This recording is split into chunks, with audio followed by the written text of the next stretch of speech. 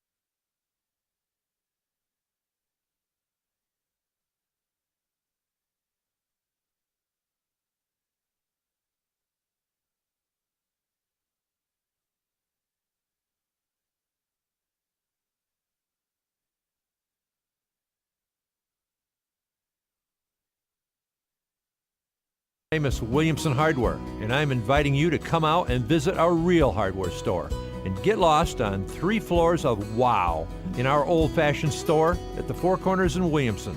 Our knowledgeable staff has been helping folks with everything for their home for over 69 years. Hey, we're Ace, the helpful place. Visit us 7 days a week or online at williamsonace.com. You're listening to Property Source Radio. Help us out and support our advertisers. For a complete list of the sponsors on this show, visit propertysourceradio.com. Now back to Property Source Radio with your hosts, Brenna and Pat, on Sports Radio 950 ESPN.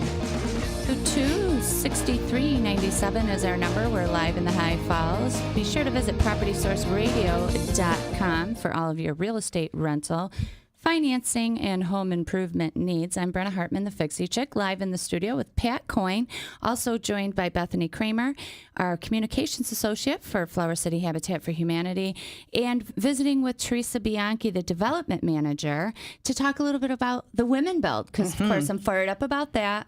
You should be fired up. Well, you were part of the Women's Build in the early years.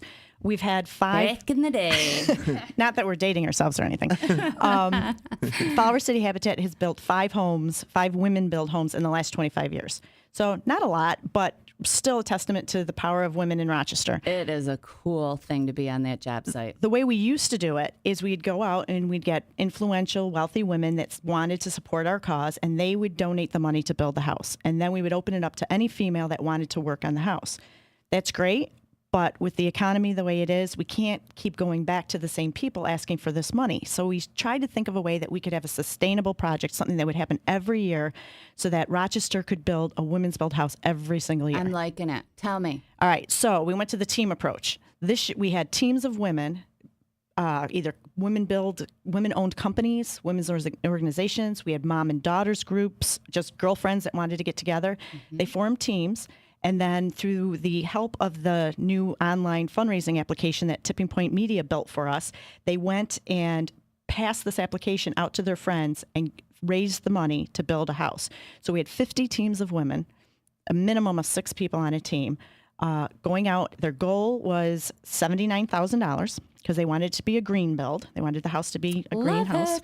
And not only did they meet their $79,000 goal, they raised $97,000. Wow. Did I pocket the extra 20? No, you know where the extra money is going? It's going into next year's Women Build House. So we're already cool. Ahead. I wonder if we could get a high Awesome. five to show up. It's all right. We're so psyched because I know out. next year we're definitely going to be able to make that Women's Build House a reality again next year. And my secret, but don't tell my boss, is that I think we can do 2. Yay. I really think we could do 2 women's build houses next year. I think you can too. Can I be the If you can see it, job supervisor? I want to be the GC, general contractor of the job. Of course you do. I want to watch, oversee, make sure everybody's sweating nicely in their T-shirts and their tool belts. We're all about inclusion at Habitat, not exclusion, inclusion. So even though it's a women's build, I'm in charge. I appreciate that, but I'm in charge of the Fixie Chicks too. I got to make sure women are properly presenting themselves in public and build job sites, etc. Right? So what I'm hearing you say that Fixie Chicks is going to have a team next year.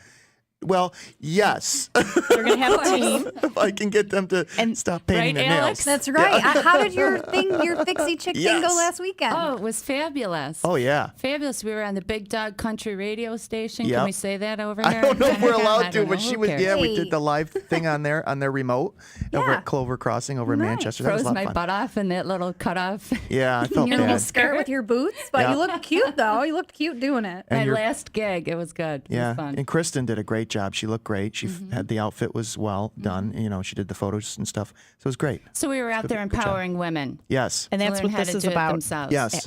Women's Build originally got started with Habitat International because, believe it or not, there are affiliates around the country that don't have as many volunteers as we do. And there's a great volunteer base of women out there, but they're a little intimidated to go on a construction site. So they started Women's Build so that women can get out there with just women, and that apprehension is gone. Oh, yeah. And they start feeling more comfortable. Lowe's has Women's Build clinics that partner with us to get women out and learn some skills. That's what I did in 2006. Yes. I did the Women Build poster. Yep.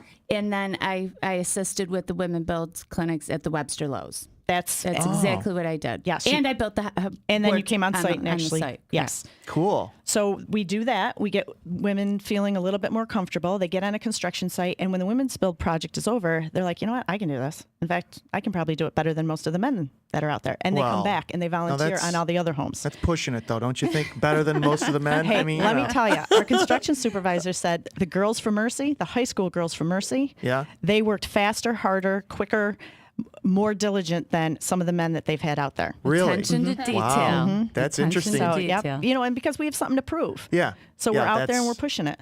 Good. So that's how I'm Women's building a Build- house on Canandaigua Lake next weekend. Do you ladies want to show up? All right, see, it all goes back to Habitat. I'm just no, it kidding. always It goes back to me. Pat. It's all about you, isn't it, Pat? Yeah, it always is. Have a pet. Have a pet.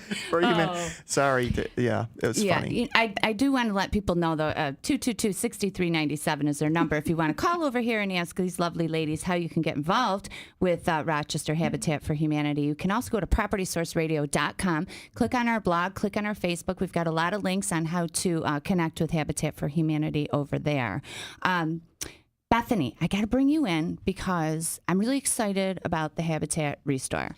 Yeah, I want to tell you guys more about it, especially because, Pat, you were talking about how you're doing work at your own house. Yeah. Well, we have so much stuff for you over there. If you're working on your own house, whether it be with a contractor, somebody who's doing it independently, flippers, just minor home repairs, you can donate your stuff to us, or your contractor can. Okay. And we can actually come in and do the deconstruct for you. Oh. Free of charge, take away the materials, and you can write it off as a tax deduction to us. Really? And then it all Wow. goes into our Restore, which is located at 75 Culver Road. And it's Oh. a home improvement outlet. Well, this is whoa. Stop right there. Stop the press. This could save me about $10,000 in labor here if you guys did all my windows, just took them all out of the house. That's if you took out about 35 windows out of my house. And you know, just yanked. I'd probably you haul them all out of there. Do you have 35 windows in your house? It's terribly huge. It's I don't house get on it. Canandaigua I Lake. don't, not the Canandaigua one, the Pittsford one. It just got these windows all over the place. They're big, and so I would never replace them. I can't afford to do that, just literally. But they're original. I'm just thinking, you know, it could save me some cash right Most there. definitely. I mean, the contractor, the install would be less, you know, removal. So that Let's whip this Go ahead. right back around Go to, ahead. of course, it's going to save Pat. It's all about Pat. But think of Bethany's great. the environment. right. I mean, 35 windows in a landfill. Yeah, so rather than throwing it away in a dumpster, we'll take that away for you. What do you and do? Have a somebody else can bonfire use with it. them? No. Okay.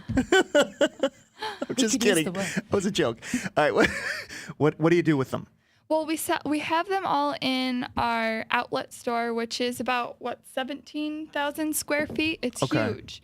So we have all kinds of stuff there, and not only do we have used materials that people can donate to us, we also have new stuff that's donated from companies, which we get from UP Supply. So tubs and showers, B&L Wholesale with siding, Pace windows and doors, and it's all sold at much lower cost. And then everything you buy there goes into a habitat fund, which is put towards a house. Okay. Cool.